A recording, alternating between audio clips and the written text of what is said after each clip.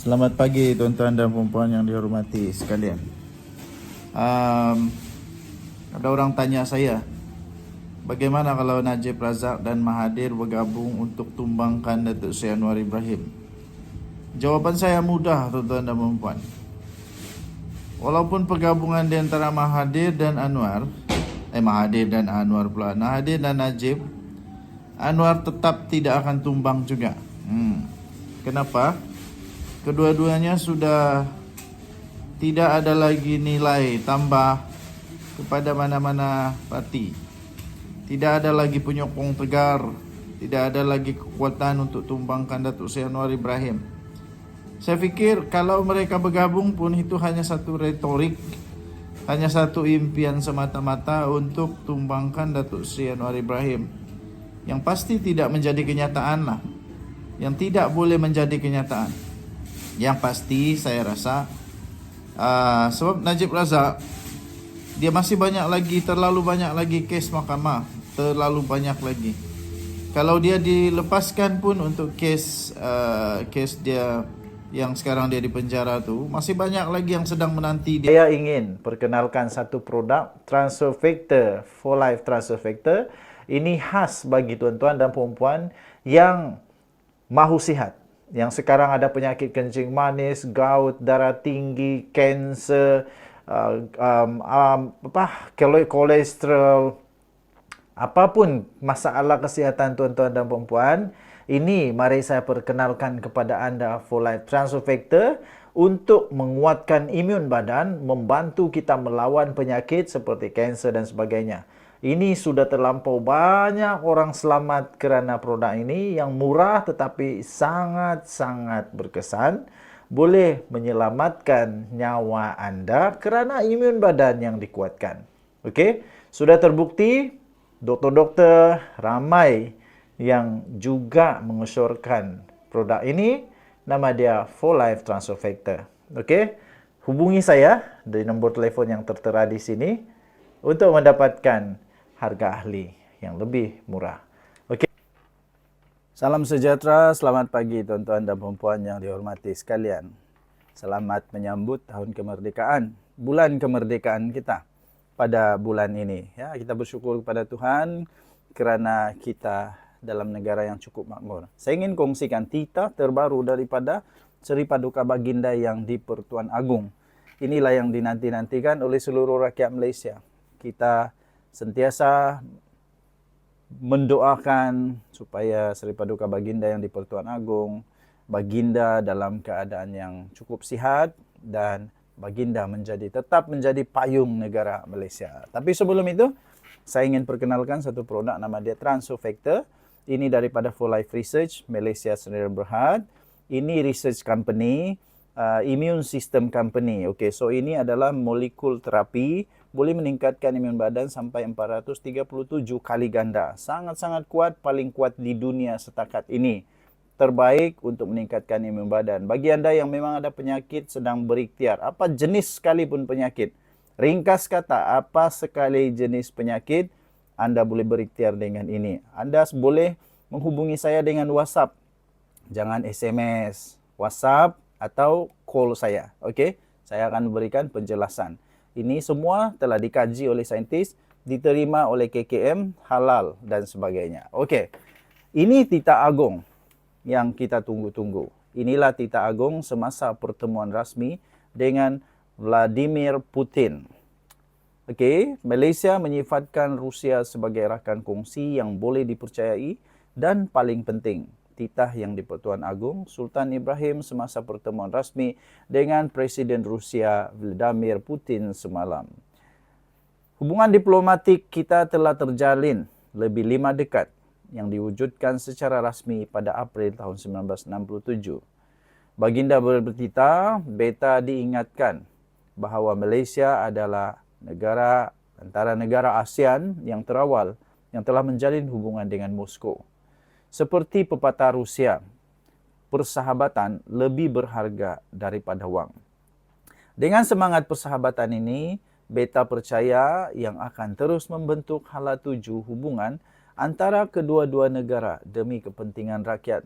Titah Seri Paduka Baginda yang di Pertuan Agong di hadapan Vladimir Putin selepas majlis sambutan negara di Istana Kremlin di Moskow. Turut mengiringi Seri Paduka Baginda yang di-Pertuan Agong adalah Menteri Pertahanan Datuk Seri Muhammad Khalid Nordin yang juga Menteri Pengiring. Ketua Setiausaha Kementerian Luar Negeri Datuk Seri Amran Muhammad Zain dan Duta Besar Malaysia ke Rusia Datuk Cheong Lun Kai. Okey, Sultan Ibrahim kini sebenarnya sedang mengadakan lawatan rasmi pertama ke Rusia atas jemputan Putin yang berlangsung sehingga 10 Ogos ini. Lawatan negara pertama oleh Ketua Negara Malaysia ke Rusia itu selepas Perdana Menteri Datuk Seri Anwar Ibrahim menemui Putin pada 14 Mei lalu di Istana Kremlin di Moskow semasa kunjungan rasmi beliau ke negara itu.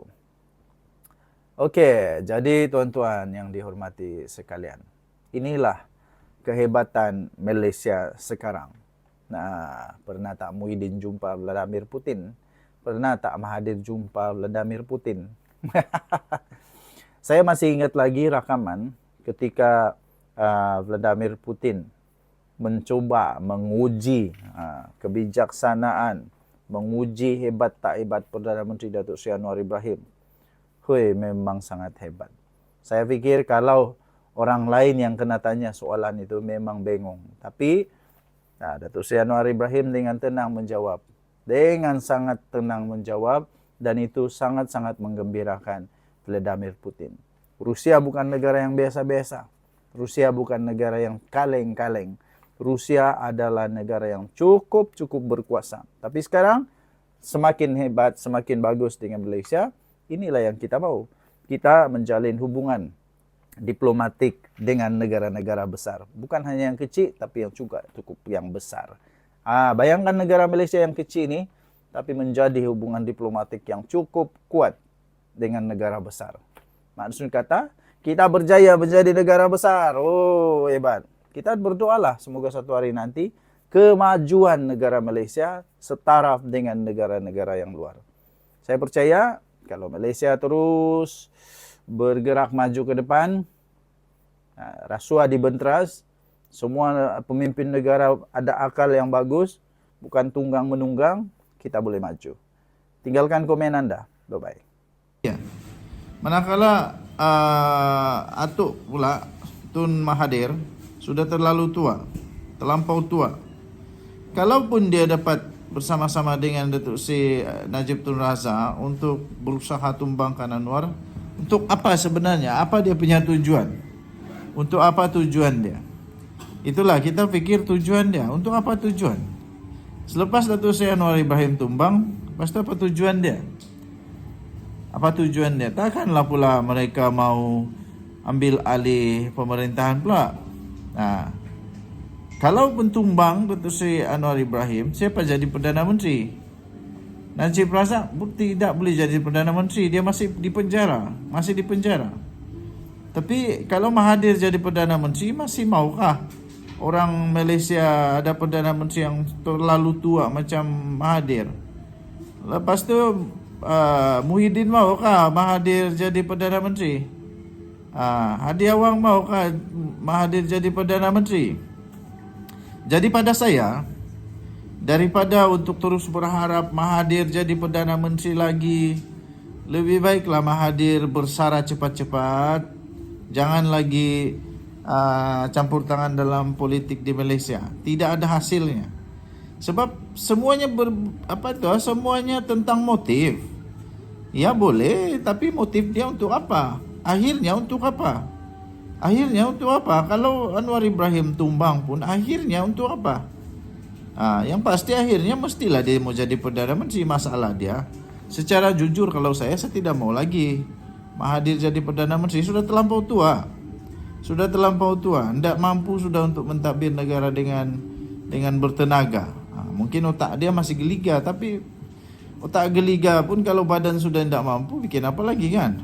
Jadi apa pandangan kamu? Apa pandangan Anda kalau Mahathir jadi Perdana Menteri? Bagi saya tidak setuju. Apa pandangan Anda pula kalau Mahathir bergabung dengan Najib Razak? Saya pun tidak setuju. Sebab nanti jadi semakin caca merba kita punya politik di Malaysia, menjadi semakin lucu politik di Malaysia. Betul-betul menjadi semakin lucu. Akhirnya semua jadi lakonan semata-mata. Lakonan-lakonan. Akhirnya yang menjadi mangsa rakyatlah. Rakyat akan jadi benci dengan politik di Malaysia. Rakyat akan merasa meluat, muak dengan politik di Malaysia yang semuanya tentang lakonan saja. Tidak ada satu pun yang betul. Okay, so bila sampai saja tentang mau tumbang menumbang orang, semua yang bermusuh tiba-tiba jadi kawan semula. Semua yang pernah kasih penjara, pernah dipenjara, semua tiba-tiba jadi kawan semua. Waktu kafir mengkafir, lepas itu semua tuduh menuduh, masuk neraka lah, macam-macam lah, Firaun lah, macam-macam. Tapi akhirnya bila mau menumbangkan orang, semua tiba-tiba jadi satu hati. Inilah yang saya tidak suka. Tidak ada keteguhan hati. Semua bila cakap tentang kuasa, semua satu hati untuk tumbangkan. Sanggup berkomplot dengan siapapun. Tinggalkan komen Anda. Kita jumpa lagi. Bye-bye. Salam sejahtera Malaysia. Denyut nadi suara rakyat bergema di channel ini. Paling trending di dalam video-video saya bila ada tajuk yang menyatakan gelaran Tun Mahathir ditarik balik oleh Agong, atau Agong tarik balik semua gelaran Tun Mahathir, atau Tun Mahathir dipenjara, atau Tun Mahathir didapati bersalah. Semua itu jadi trend, jadi banyak viewer. Rupa-rupanya kalau begitu, ramai rupanya yang suka tengok Mahathir punya tajuk digugurkan daripada dia punya gelaran. Tapi kenapa dia perlu digugurkan daripada dia punya gelaran? Coba kamu komen kenapa ramai orang yang mau tengok dia kena gugur daripada gelaran-gelaran dia. Tapi sebelum itu saya ingin perkenalkan transfer factor advance daripada For Life Research. Ini adalah satu produk saintis. Produk saintis sudah dikaji selama lebih 70 tahun, dapat meningkatkan imun badan lebih 437% untuk transfer factor advance plus. Ini adalah ikhtiar untuk kita sihat, ya, ikhtiar untuk kita sihat. Jadi apapun penyakit, badan kita memerlukan imun badan yang kuat, yang bijak untuk melawan penyakit. Jadi transfer factor ini bukan hanya menguatkan imun badan, tetapi dapat mengajar imun badan kita untuk sangat-sangat bijak melawan penyakit. Bagi Anda yang perlu mau tahu lebih lanjut, telefon saya, jangan SMS saya, jangan SMS, kasih WhatsApp atau telepon saya. Jadi kita berbalik semula kepada Tun Mahathir. Tun Mahathir, mereka kata kalau Najib dengan beberapa gelaran dia telah ditarik balik oleh beberapa kerajaan negeri, mereka kata Mahathir pun boleh. Tapi apa pula masalah Mahathir sehingga dia patut ditarik balik? Lepas tu ada juga orang komen lah, masalah Mahathir ialah dia secara terang-terangan melawan institusi diraja, mempersoalkan, mereka kata. Tapi bagi saya itu belum cukup lah.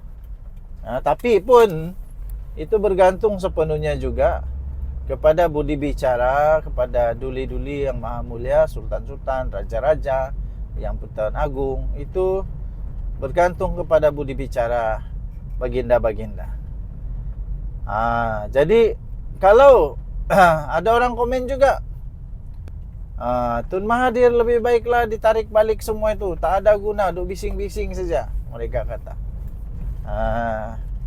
Tapi pada pendapat saya, kalau Tun Mahathir memang betul-betul ada kes memang betul-betul memalukan negara, memang betul-betul ada jenayah. Kalau dia memang betul-betul dapat dibuktikan ada jenayah, adalah poin untuk dia ditarik balik. Tapi kalau tiada, bikin apa mau tarik balik dia punya gelaran kan? Biarkan sajalah. Cuma saja saya setuju dengan pendapat orang. Saya setuju dengan komen-komen daripada viewer yang kata Tun Mahathir sudah terlampau tua Tun Mahathir untuk berpolitik lagi. Yang itu saya setuju. Saya pikir Mahathir sudah tiba masanya untuk dia bersara daripada politik. Sudah tiba masanya Mahathir untuk berhenti daripada politik, berhenti daripada mengucar-kacirkan politik negara Malaysia. Sudah cukuplah. Sudah dua kali jadi Perdana Menteri, belum puas hati lagi kah? Kalau Mahathir memang cukup bagus, saya rasa 2 kali dia ada peluang jadi Perdana Menteri itu sudah cukup untuk Tuhan bagi dia peluang untuk menunjukkan sesuatu kepada Malaysia. Jadi selepas itu bagilah peluang kepada orang lain pula. Apalagi yang Mahathir tidak puas hati, kan? Apalagi yang Mahathir tidak puas hati. Kalau terus-menerus Mahathir lagi, akhirnya Malaysia ini jadi otak Mahathir. Jadi otak Mahathir. Jadi tuan-tuan dan puan-puan yang dihormati sekalian, sama ada dia ditarik balik atau tidak dia punya gelaran, sama ada dia dipenjara atau tidak, itu bergantung sepenuhnya kepada dia punya kesalahan lah. Kalau memang dia ada salah, kalau memang dia ada jenayah, kalau dia memang didapati oleh oleh Agung atau Majlis Raja-Raja ada keperluan untuk dia dibatalkan semua dia punya gelaran semua, yang itu boleh buatlah. Tapi setakat ini belum ada lagi yang terlalu konkret untuk menunjukkan bahawa dia layak untuk digugurkan semua itu. Jadi belum ada poin lah kan. Jadi apapun tuan-tuan dan puan-puan yang dihormati sekalian, tinggalkan komen anda. Denyut nadi suara rakyat bergema di channel ini. Jangan lupa tekan butang subscribe, like dan share. Malaysia kita punya, cinta Malaysia aku, kita jaga kita. Bye bye. Okey, orang selalu bertanya kepada saya sebagai seorang content creator, mikrofon apa yang selalu saya pakai. Saya pakai jenama Boya, yang ini jenama Boya. Tidak terlalu mahal tapi kualiti dia memang bagus. Dan untuk power bank pula, supaya saya sentiasa cukup power di mana-mana pun, saya pakai Remax dengan ada kabel siap ada di sini. Tidak perlu susah-susah cari kabel. Ada lightning dan juga ada type C. Okey, 20,000 mAh yang ini cukup untuk charge handphone saya sebanyak 4 kali. Okey, jadi jam saya pula, ini sangat penting bagi saya. Sangat penting di mana-mana saya mesti ada ini jam. Saya pakai jam GTR 3 daripada Amazfit. Ini mampu milik, tetapi kualiti dia cukup hebat. Saya sudah pakai ini jam lebih daripada 4 tahun. Masih okey sampai sekarang. Okey, tekan di link yang saya beri.